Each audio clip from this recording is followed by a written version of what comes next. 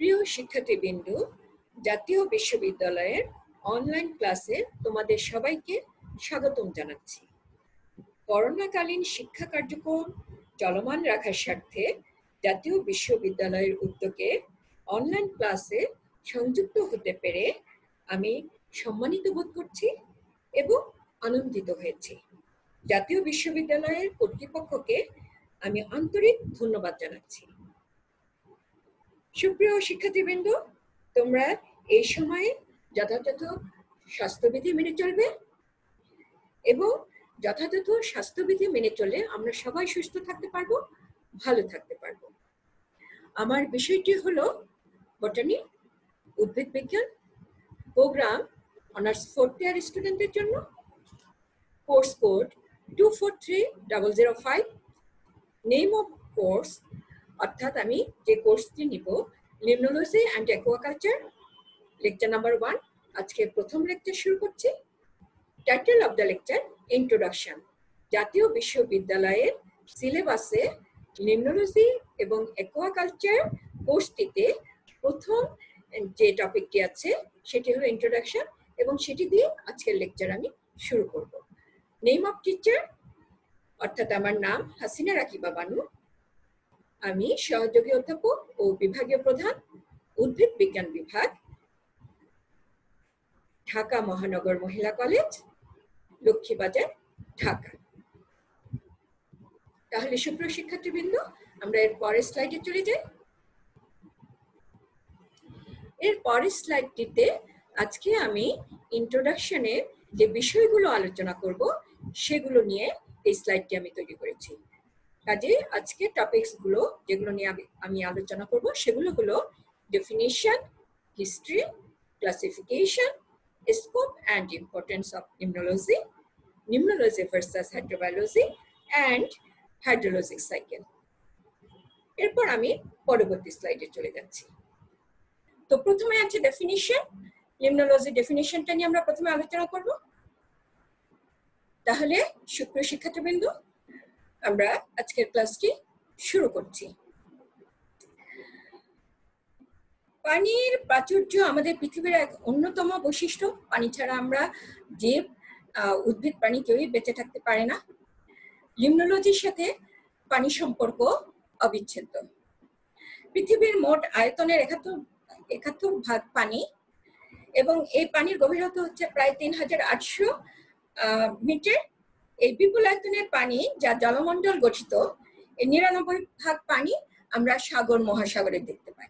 মাত্র 1 ভাগ পানি আমরা মহাদেশীয় অঞ্চলে দেখতে পাই। অর্থাৎ এই যে আমাদের ভূপৃষ্ঠের উপরে যে পুকুর, ডোবা, নদী, নালা, খাল, বিল, এগুলোর মধ্যে আমরা 1% পানি দেখতে পাই। তাহলে আমরা একেবারে যদি এক কথায় বলি তাহলে আমরা বলবো যে ভূগর্ভস্থ পানি সম্পদের বিভিন্ন আঙ্গিকের উপরে জ্ঞানের ভান্ডার হচ্ছে নিম্নোলজি। ভূভাগের উপর ভূগর্ভস্থ পানি সম্পদ একটু আগে বললাম যে পুকুর, ডোবা, নদী, নালায় যে পানিটা, সেটা হলো ভূগর্ভস্থ পানি সম্পদ এবং এই পানি সম্পদের উপর কি বিভিন্ন আঙ্গিকে আলোচনা হবে। এরপরে সংজ্ঞাগুলো আলোচনা করলে সেই বিষয়গুলো আসবে, সেই বিষয়গুলো নিয়ে আমি আবার সংক্ষিপ্তভাবে আলোচনা করে দিব। তাহলে প্রথমেই আমরা চলে যাই, আমি যেটা স্লাইডে তোমাদেরকে দেখিয়েছি যে লিমনোস শব্দটি একটি গ্রিক শব্দ এবং এটি দুটি গ্রিক শব্দের সমন্বয়ে গঠিত। দুটি গ্রিক শব্দ হলো লিমনস অর্থাৎ হ্রদ এবং লগোস অর্থাৎ নলেজ বা জ্ঞান। হ্যাঁ, তাহলে নিম্নোলজি শব্দটার অর্থ কি দাঁড়ালো? নলেজ অফ লেক বা হ্রদ সম্বন্ধে জ্ঞান। কাজে বুঝতে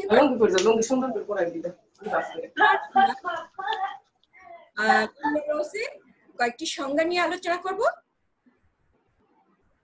আমার সুপ্রিয় ছাত্রীবৃন্দ, তোমরা আমার সাথে যুক্ত হয়েছ, আমি দেখতে পাচ্ছি। তোমরা মাইক্রোফোনটা অফ রাখবে, হ্যাঁ, ভিডিওটাও অফ করে দিবে। যখন তোমরা কোশ্চেন করবে আমাকে, যদি প্রশ্ন করো, তখন তোমরা ভিডিওটা আর মাইক্রোফোনটা অন করে নিবে, ঠিক আছে? তাহলে তোমরা ভিডিও এবং মাইক্রোফোন অফ করে রাখো।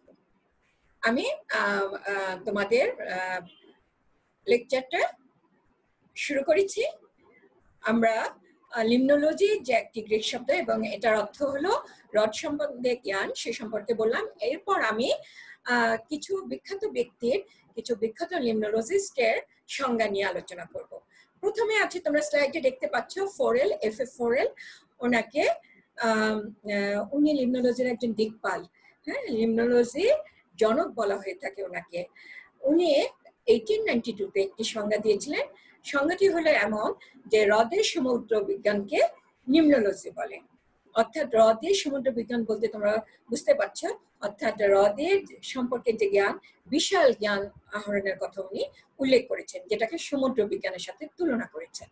এরপর লিমনোলজিস্ট ওয়েটসেল 1983-তে বলেছেন, ব্যাপক অর্থে লিমনোলজি হলো স্বাদু পানির জীবের মধ্যে স্বাদু পানির জীবের মধ্যে বিদ্যমান কার্যকরী সম্পর্ক এবং তার উৎপাদনশীলতা, যা উক্ত পরিবেশে অবস্থিত বিভিন্ন ভৌতিক, রাসায়নিক এবং জৈবিক প্রভাবক সমূহের গতি দ্বারা প্রভাবিত, সে সম্পর্কে জ্ঞান সংগ্রহ করা। কাজেই হ্যাঁ, স্বাদু পানি জীবগোষ্ঠীর মধ্যে বিদ্যমান কার্যকরী সম্পর্ক। এখানে আমি একটু ব্যাখ্যা করছি তোমাদেরকে। স্বাদু পানি মানে মিঠা পানি। তোমরা বুঝতেই পারছো যে ভূভাগের উপরে দুই ধরনের আমরা পানি দেখতে পাচ্ছি। সাগর মহাসাগরে এক ধরনের পানি যেটা লবণাক্ত, আর এই যে খাল, বিল, পুকুর, ডোবা, এগুলোর উপরে যে পানি, যেটাকে আমরা স্বাদু পানি বলছি। এই স্বাদু পানির জীবগোষ্ঠী অর্থাৎ উদ্ভিদ এবং প্রাণী উভয়কে কিন্তু বোঝানো হয়েছে। এই জীবগোষ্ঠীর মধ্যে বিদ্যমান কার্যকরী সম্পর্ক, অর্থাৎ তোমরা জানো যে উদ্ভিদ প্রাণীর উপর নির্ভরশীল, আবার প্রাণীও উদ্ভিদের উপর প্রায় বলতে গেলে পুরোপুরি ভাবেই নির্ভরশীল।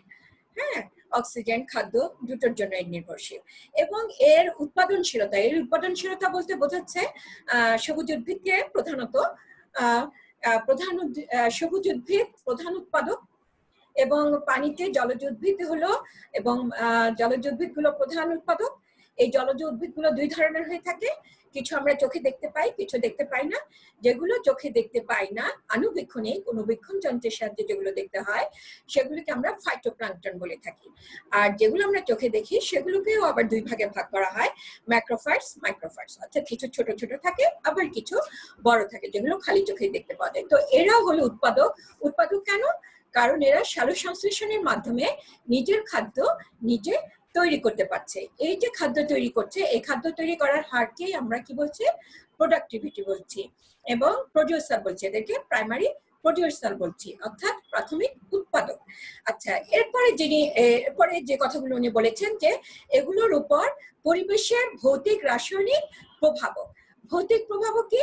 এই যে আলো, তাপমাত্রা, বৃষ্টিপাত, এগুলো যে প্রভাব বিস্তার করে জলজ মাধ্যমে, অর্থাৎ জলের উপর, পানির উপর, পুকুর, ডোবা, নদী, নালা, বিল, নদীর উপর যে প্রভাব বিস্তার করে, সেই প্রভাবের কথা বলেছে। অর্থাৎ তাপমাত্রা কেমন হচ্ছে, আলো কেমন পড়ছে, কতটুকু গভীরে প্রবেশ করছে, বায়ু কিভাবে বিস্তৃত হচ্ছে, এই বিষয়গুলি হলো ভৌত প্রভাব। আর রাসায়নিক প্রভাব কি? তোমরা জানো যে পানিতে বিভিন্ন রাসায়নিক পদার্থ দ্রবীভূত অবস্থায় থাকে। একেবারে সাধারণভাবে যদি আমি বলি, তোমরা নিশ্চয়ই জানো oxygen, carbon die oxide, nitrogen, এগুলো তো থাকে, তাই না? আরো রাসায়নিক পদার্থ থাকে, তো সেগুলোরও একটা প্রভাব পড়ে, সে প্রভাবের কথা বলা হয়েছে। আর সর্বোপরি যে জৈবিক প্রভাবক সমূহ বলা হয়েছে, এটা হলো উদ্ভিদ এবং প্রাণী। উদ্ভিদ এবং প্রাণীর উপর এই ভৌত এবং রাসায়নিক পরিবেশের প্রভাব কেমন হচ্ছে, আবার উদ্ভিদ এবং পানি এগুলোর উপরও কি প্রভাব বিস্তার করছে, দুটোই কিন্তু এই আলোচনার মধ্যে আসবে। কাজে এই যে সামগ্রিক জ্ঞান, এই জ্ঞান সম্পর্কে আলোচনাই হচ্ছে লিমনোলজি, এটাই ওয়েটসেল বোঝাতে চেয়েছেন বা বলেছেন। এরপর আমি আমাদের দেশে লিমনোলজি যিনি সূচনা করেছিলেন, লিমনোলজির গবেষণা, লিমনোলজি সম্পর্কে জ্ঞান, তার সংজ্ঞাটি আলোচনা করব। তিনি হলেন অধ্যাপক doctor A K M. Nurul Islam. 1993 doctor A K M. Nurul Islam Dhaka বিশ্ববিদ্যালয়ের উদ্ভিদ বিজ্ঞান বিভাগের অধ্যাপক ছিলেন, এবং তিনি প্রথম বাংলাদেশে ঢাকা বিশ্ববিদ্যালয়ে লিমনোলজি জ্ঞানের চর্চা শুরু করেন। এবং তিনি যে সংজ্ঞাটি দিয়েছিলেন 1993-তে, সেটা এখন আমি পড়ছি। সামগ্রিক অর্থে লিমনোলজি অনেকগুলো শিক্ষা দ্বারা সমন্বয়ে গঠিত একটি বিজ্ঞান, যার অনুশীলনের মধ্যে আছে যে কোনো জলাশয়ের ভৌত, রাসায়নিক এবং জীবতাত্ত্বিক বিষয়াদি। এটা কিন্তু একটু আগেই আমি আলোচনা করেছি যে অনেকগুলো শিক্ষা অবশ্যই যে ভৌত, রাসায়নিক এবং জীবতাত্ত্বিক। ভৌত আমি বলেছি আলো, তাপমাত্রা, একটু আগে যেগুলো আলোচনা করলাম। রাসায়নিক সেরকম oxygen, carbon die oxide, nitrogen ইত্যাদি, এগুলোর প্রভাব। এবং জীবতাত্ত্বিকও বলেছি উদ্ভিদ এবং প্রাণী, এগুলো আর প্রভাব। তো এই বিষয়গুলো নিয়ে যে আলোচনা, সে আলোচনাই হলো নিম্নোলজি, অর্থাৎ সামগ্রিক আলোচনা হলো নিম্নোলজি। এটাই অধ্যাপক ডক্টর এ.কে নুরুল ইসলাম উনি বলেছেন। এরপর আমি পরবর্তী স্লাইডে চলে যাব। পরবর্তী স্লাইডে যাওয়ার আগে আমি নিম্নোলজির ব্যাপারে আরেকটা কথা বলতে চাই। নিম্নোলজিকে যদি সঠিকভাবে আমরা সংজ্ঞায়িত করতে চাই, তাহলে কিন্তু তিনটা বিষয় আমাদের সামনে আসছে। তিনটা বিষয় সুস্পষ্টভাবে উল্লেখ থাকতে হবে।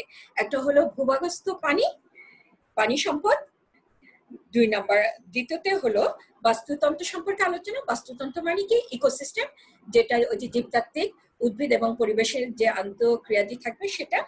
এবং জৈব উৎপাদন, প্রাইমারি প্রোডাক্টিভিটি, যেটা আমি তোমাদেরকে এর আগে বলেছি যে সবুজ উদ্ভিদকে আমরা প্রাইমারি প্রডিউসার বলে থাকি।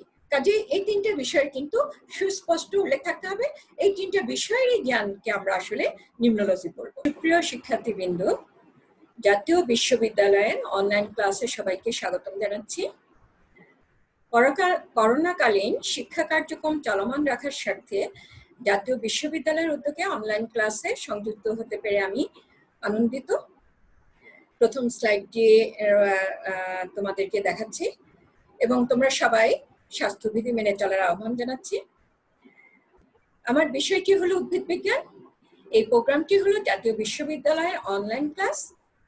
কোর্সের আমি যে কোর্সটা তোমাদেরকে পড়াবো, কোর্সের নাম নিম্নোলজি অ্যান্ড অ্যাকুয়াকালচার, কোর্স কোড 243005। লেকচারের শিরোনাম ভূমিকা, ইন্ট্রোডাকশন। শিক্ষকের নাম অর্থাৎ আমি হাসিনা রাকিবা বানু, সহযোগী অধ্যাপক ও বিভাগীয় প্রধান, উদ্ভিদ বিজ্ঞান বিভাগ, ঢাকা মহানগর মহিলা কলেজ, লক্ষ্মীবাজার, ঢাকা। এর পরের স্লাইডটিতে আমি তোমাদের সিলেবাস রেখেছি। এর পরের স্লাইডে আমি চলে যাচ্ছি। এর পরের স্লাইডে তোমরা দেখতে পাচ্ছ যে ডেফিনিশন, অর্থাৎ আমি তোমাদের জাতীয় বিশ্ববিদ্যালয়ের যে সিলেবাস, সেই সিলেবাসের যে প্রথম টপিকটি হলো ইন্ট্রোডাকশন।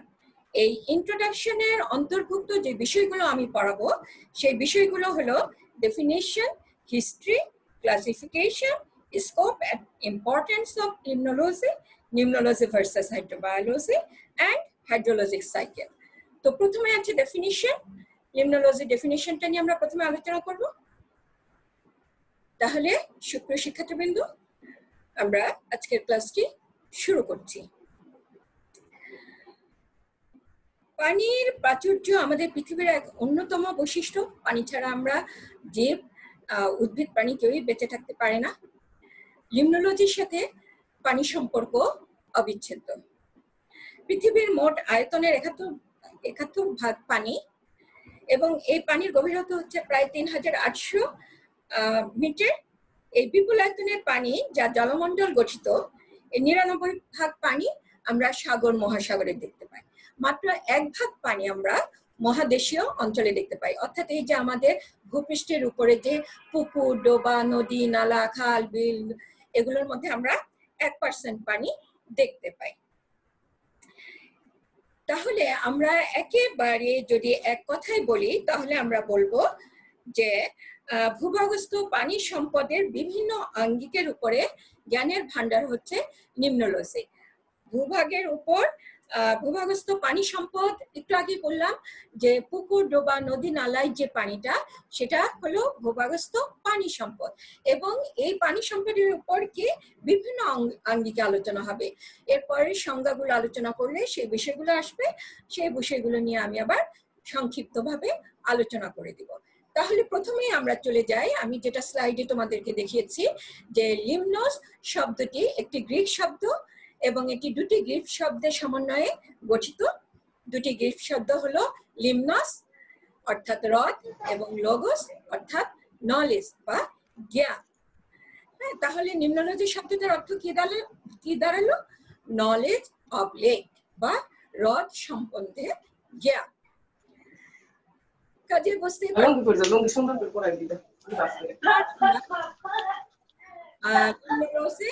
কয়েকটি সংজ্ঞা নিয়ে আলোচনা করব। আমার সুপ্রিয় ছাত্রীবৃন্দ, তোমরা আমার সাথে যুক্ত হয়েছো, আমি দেখতে পাচ্ছি। তোমরা মাইক্রোফোনটা অফ রাখবে, হ্যাঁ, ভিডিওটাও অফ করে দিবে। যখন তোমরা কোশ্চেন করবে আমাকে, যদি প্রশ্ন করো, তখন তোমরা ভিডিওটা আর মাইক্রোফোনটা অন করে নিবে, ঠিক আছে? তাহলে তোমরা ভিডিও এবং মাইক্রোফোন অফ করে রাখো। আমি তোমাদের লেকচারটা শুরু করেছি। আমরা লিমনোলজি যে একটি গ্রিক শব্দ এবং এটার অর্থ হলো হ্রদ সম্বন্ধে জ্ঞান, সে সম্পর্কে বললাম। এরপর আমি কিছু বিখ্যাত ব্যক্তির, কিছু বিখ্যাত লিমনোলজিস্টের সংজ্ঞা নিয়ে আলোচনা করব। প্রথমে আছে, তোমরা স্লাইডে দেখতে পাচ্ছ, ফোরেল, F.F. ফোরেল। ওনাকে উনি লিমনোলজির একজন দিকপাল, হ্যাঁ, লিমনোলজির জনক বলা হয়ে থাকে ওনাকে। উনি 1892 নিম্নোলজি বলে, অর্থাৎ হ্রদের সমুদ্র বিজ্ঞান বলতে তোমরা বুঝতে পারছো, অর্থাৎ হ্রদের সম্পর্কে যে জ্ঞান, বিশাল জ্ঞান আহরণের কথা উনি উল্লেখ করেছেন, যেটাকে সমুদ্র বিজ্ঞানের সাথে তুলনা করেছেন। এরপর লিমনোলজিস্ট ওয়েটসেল 1983-তে বলেছেন, ব্যাপক অর্থে লিমনোলজি হলো স্বাদু পানির জীবের মধ্যে স্বাদু পানির জীবের মধ্যে বিদ্যমান কার্যকরী সম্পর্ক এবং তার উৎপাদনশীলতা, যা উক্ত পরিবেশে অবস্থিত বিভিন্ন ভৌতিক, রাসায়নিক এবং জৈবিক প্রভাবক সমূহের গতি দ্বারা প্রভাবিত। কাজেই হ্যাঁ, স্বাদু পানি জীবগোষ্ঠীর মধ্যে বিদ্যমান কার্যকরী সম্পর্ক। এখানে আমি একটু ব্যাখ্যা করছি তোমাদেরকে। স্বাদু পানি মানে মিঠা পানি। তোমরা বুঝতেই পারছো যে ভূভাগের উপরে দুই ধরনের আমরা পানি দেখতে পাচ্ছি। সাগর মহাসাগরে এক ধরনের পানি, যেটা লবণাক্ত, আর এই যে খাল, বিল, পুকুর, ডোবা, এগুলোর উপরে যে পানি, যেটাকে আমরা স্বাদু পানি বলছি। এই স্বাদু পানির জীবগোষ্ঠী অর্থাৎ উদ্ভিদ এবং প্রাণী উভয়কে কিন্তু বোঝার সম্পর্ক। অর্থাৎ তোমরা জানো যে উদ্ভিদ প্রাণীর উপর নির্ভরশীল, আবার প্রাণীও উদ্ভিদের উপর প্রায় বলতে গেলে পুরোপুরি ভাবেই নির্ভরশীল। হ্যাঁ, অক্সিজেন, খাদ্য দুটোর জন্য নির্ভরশীল। এবং এর উৎপাদনশীলতা বলতে বোঝাচ্ছে সবুজ উদ্ভিদকে প্রধানত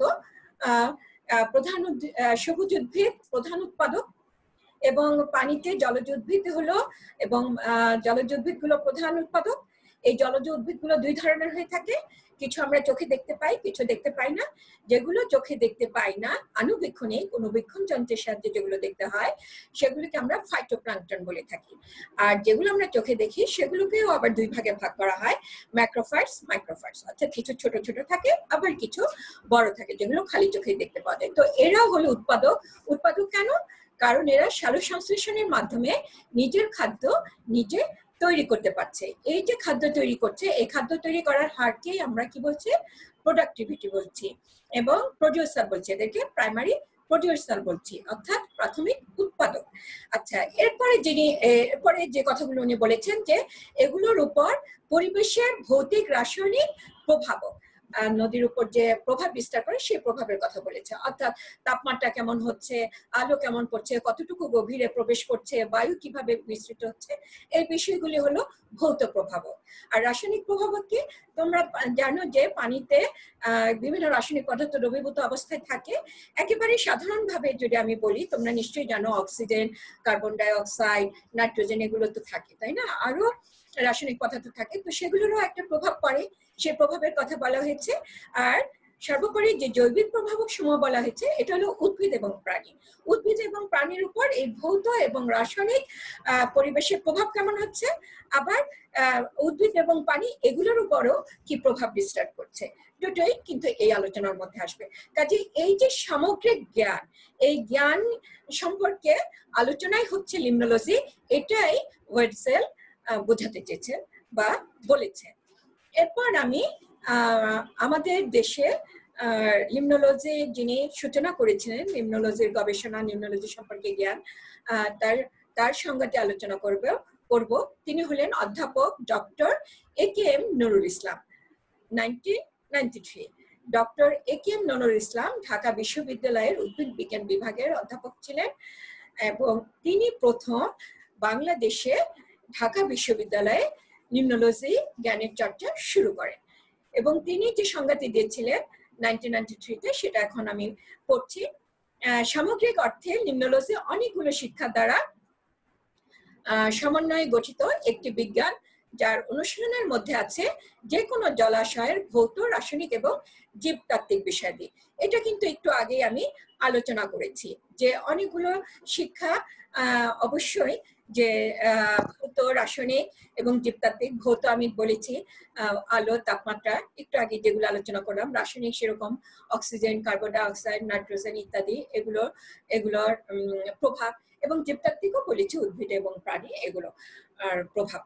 তো এই বিষয়গুলো নিয়ে যে আলোচনা, সে আলোচনাই হলো নিম্নোলজি, অর্থাৎ সামগ্রিক আলোচনা হলো নিম্নোলজি। এটাই অধ্যাপক ডক্টর একেএম নুরুল ইসলাম উনি বলেছেন। এরপর আমি পরবর্তী স্লাইডে চলে যাব। পরবর্তী স্লাইডে যাওয়ার আগে আমি লিমনোলজির ব্যাপারে আরেকটা কথা বলতে চাই। লিমনোলজিকে যদি সঠিকভাবে আমরা সংজ্ঞায়িত করতে চাই, তাহলে কিন্তু তিনটা বিষয় আমাদের সামনে আসছে। তিনটা বিষয় সুস্পষ্টভাবে উল্লেখ থাকতে হবে। একটা হলো ভূগর্ভস্থ পানি সম্পদ, দ্বিতীয়তে হলো বাস্তুতন্ত্র সম্পর্কে আলোচনা। বাস্তুতন্ত্র মানে কি? ইকোসিস্টেম, যেটা ওই যে জীবতাত্ত্বিক, উদ্ভিদ এবং পরিবেশের যে আন্তঃক্রিয়াদি থাকবে সেটা। এবং জৈব উৎপাদন, প্রাইমারি প্রোডাক্টিভিটি, যেটা আমি তোমাদেরকে এর আগে বলেছি যে সবুজ উদ্ভিদকে আমরা প্রাইমারি প্রডিউসার বলে থাকি। কাজে এই তিনটে বিষয়ের কিন্তু সুস্পষ্ট উল্লেখ থাকতে হবে। এই তিনটে বিষয়েরই জ্ঞানকে আমরা আসলে নিম্নোলজি বলবো। এরপরে তোমরা স্লাইডে দেখতে পাচ্ছ যে আমি হিস্ট্রি অফ নিম্নোলজি সম্পর্কে এখন আলোচনা করব। হিস্ট্রি অফ নিম্নোলজিতে যেহেতু এটা একটা সমন্বিত জ্ঞান এবং অনেক বিষয় কিন্তু এর সাথে জড়িত, পদার্থ, রসায়ন, প্রাণী বিজ্ঞান ইত্যাদি, উদ্ভিদ বিজ্ঞানের অন্যান্য জ্ঞান ইত্যাদি বিষয়গুলো যেহেতু এর সাথে জড়িত, লিমনোলজির সাথে ওতপ্রোতভাবে জড়িত, সেই জন্য এটাকে কিন্তু একটা সমন্বিত জ্ঞান বলা হচ্ছে, যে লিমনোলজি হলো একটি সমন্বিত জ্ঞান। তো এই এখানে যদি হিস্ট্রি আমি আলোচনা করতে যাই, একদম প্রথমেই হিস্ট্রিটা আলোচনা করতে হবে। এবং প্রথমের দিকে যদি আমি যাই, তাহলে দেখবে যে প্রথমে নেদারল্যান্ডের বিজ্ঞানী লিউয়েনহুক, তোমরা নিশ্চয়ই নাম শুনেছ, যে লিউয়েনহুক প্রথম উনি লিমনোলজি বলতে গেলে লিমনোলজির সূচনা করেন। উনি প্রধানত কিন্তু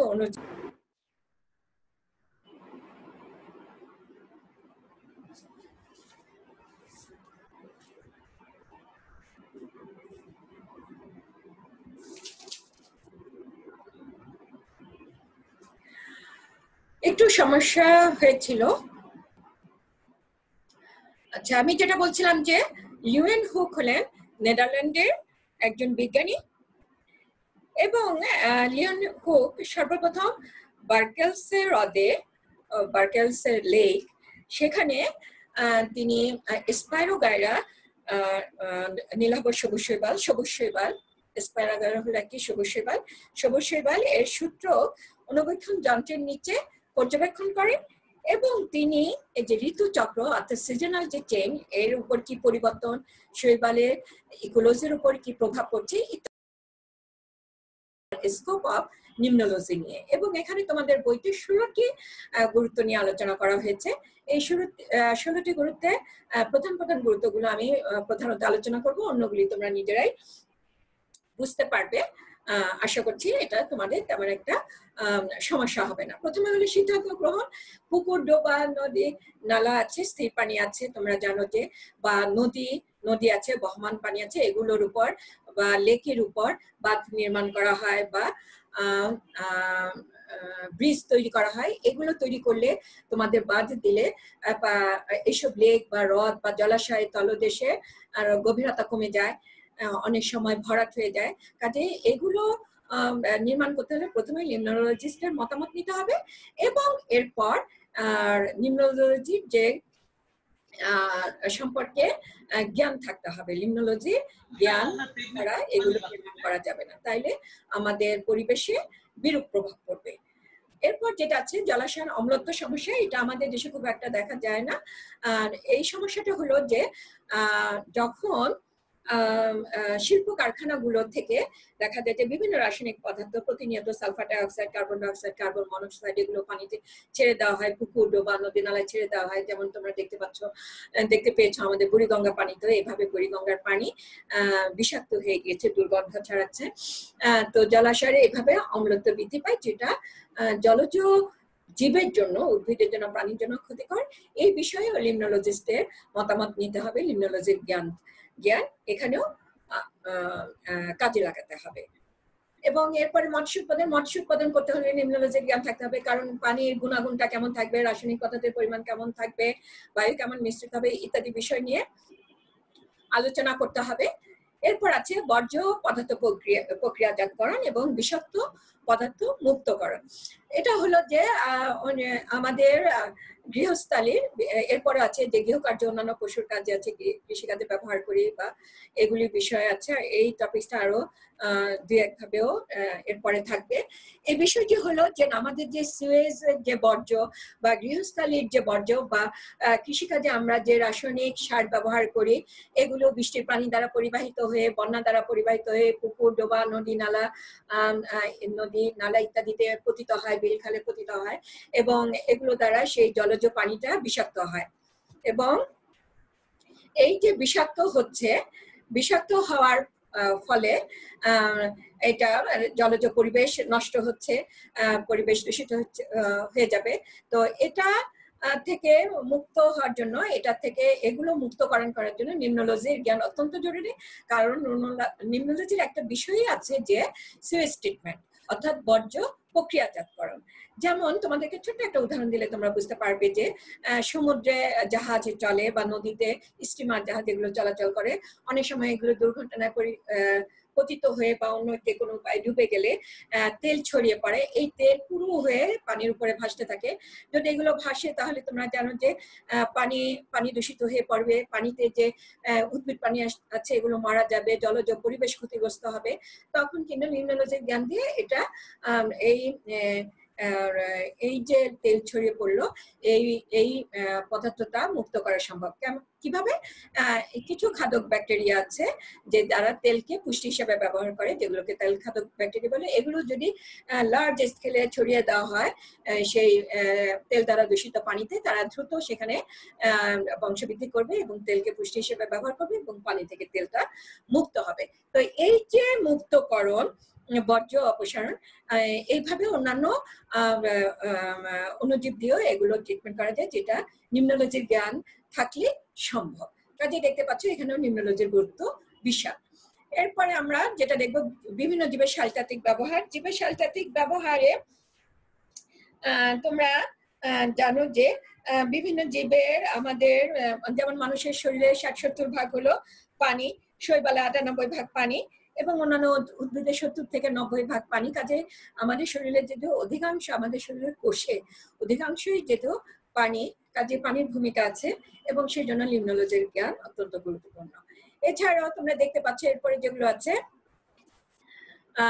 পানি গৃহকার্য অন্যান্য পশুর কাজে, কৃষিকাজে ব্যবহার। আমি এর আগেও বলেছি কৃষিকাজে সেচে ব্যবহার করা বা অন্যান্য কাজে ব্যবহার হয়। গৃহকার্য মানে তোমরা জানো যে পুকুর ডোবা নদী নালার পানি গৃহকার্যে ব্যবহার করা হয়, পশুকে গোসল করানো, পশুকে খাওয়ানো ইত্যাদি কাজেও ব্যবহার করা হয়ে থাকে। এর পরবর্তী স্লাইডে আমি চলে যাচ্ছি।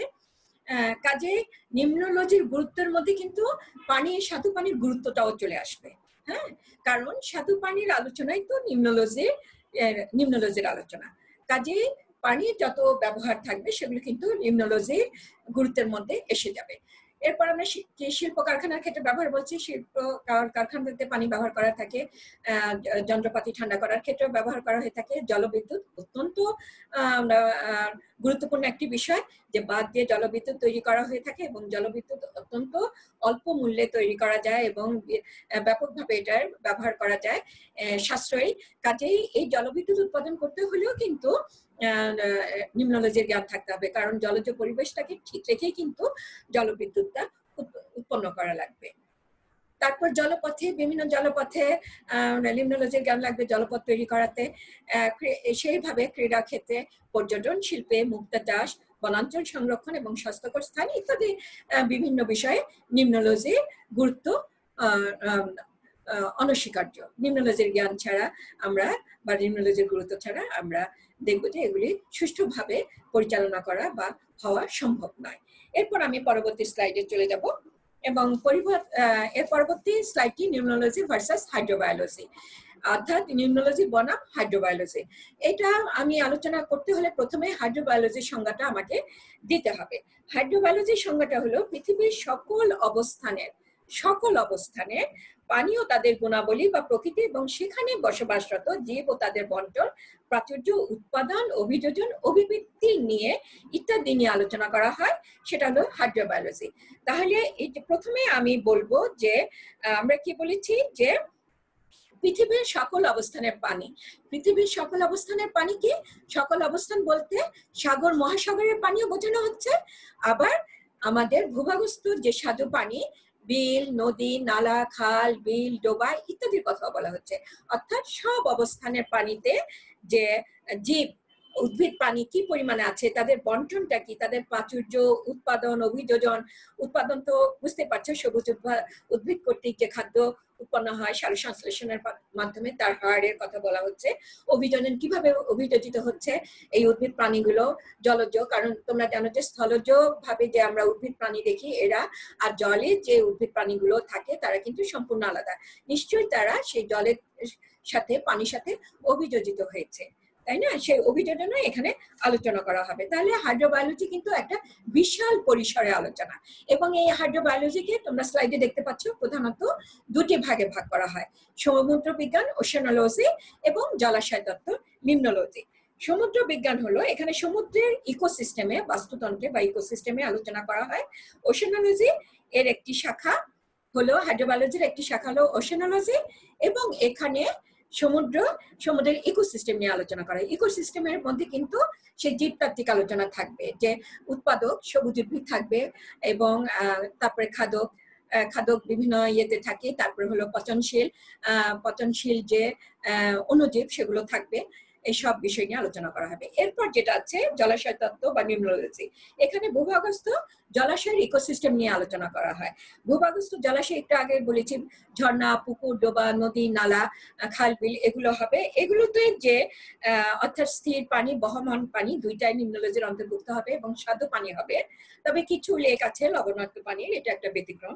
তো এইসব জলাশয়ে যে ইয়েগুলো থাকবে, জীবগুলো থাকবে, সেই জীবের মধ্যে যে তাদের যে ইকোসিস্টেম, সেই ইকোসিস্টেম নিয়ে আলোচনা হলো নিম্নোলজি।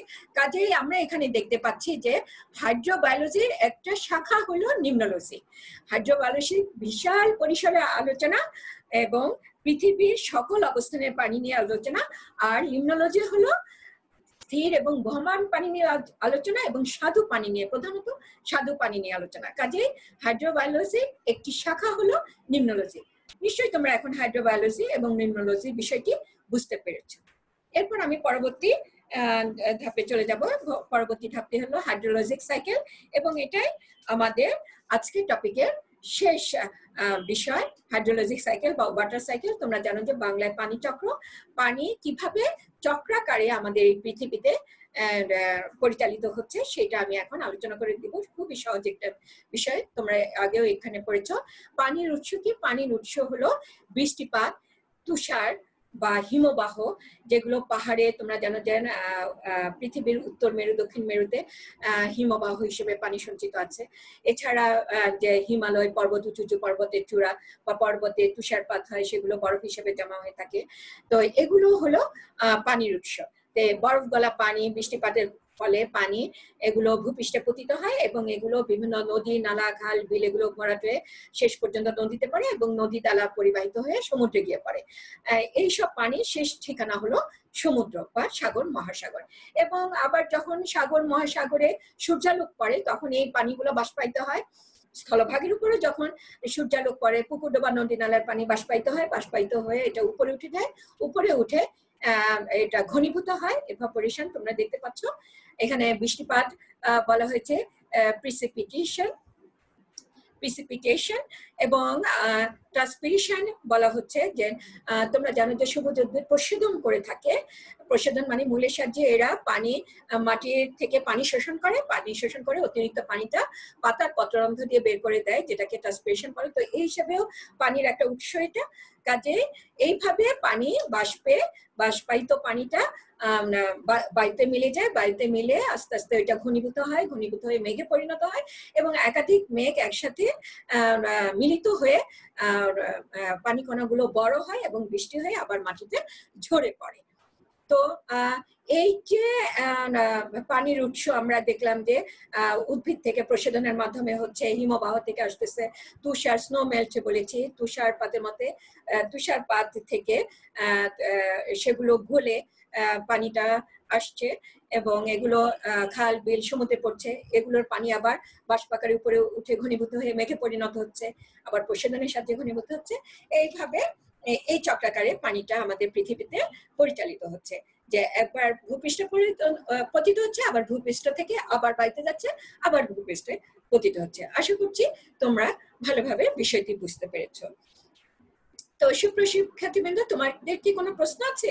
কারো কোনো প্রশ্ন থাকলে তারা খুব সংক্ষিপ্ত ভাবে আমাকে জিজ্ঞেস করতে পারো কিছু, না হলে আমি আজকের ক্লাসটি শেষ করব।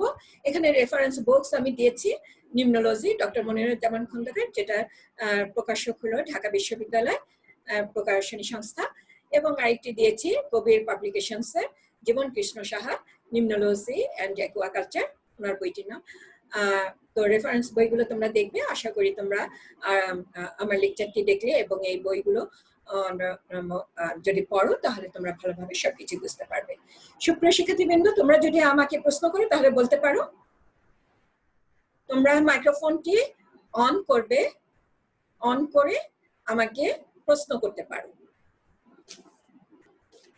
তোমরা তোমাদের মাইক্রোফোনটি আনমিউট করে আমাকে প্রশ্ন করতে পারো।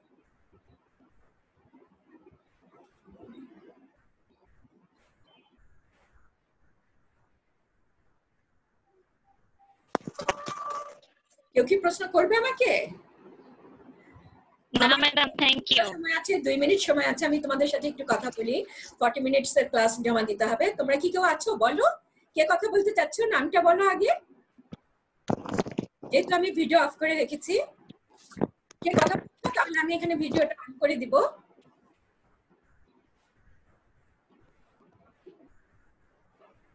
মাইক্রোফোনটা অন করে কথা বলো।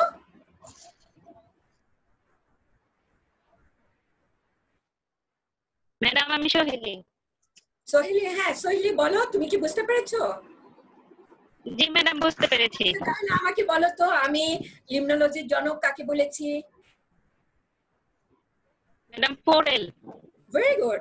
এফএফ কে আমি লিমনোলজির জনক বলেছি, তাই না? জি ম্যাডাম, জি ম্যাডাম। আমি যে ক্লাসটা নিয়েছি তোমরা সবাই বুঝতে পেরেছো? জি ম্যাডাম, আলহামদুলিল্লাহ। আচ্ছা, ঠিক আছে। তারপরে লিমনোলজিকে 3টা শাখায় যে ভাগ করা হয়েছে, সেটা কয়টি ভাগে? জি ম্যাডাম। 3টা ভাগে। কি ভাগগুলো কি বলতে পারবে? দেখো একটু চেষ্টা। ম্যাডাম, ভৌত, হ্যাঁ ভৌত, রাসায়নিক এবং জীবজ। হ্যাঁ, ভেরি ভেরি গুড।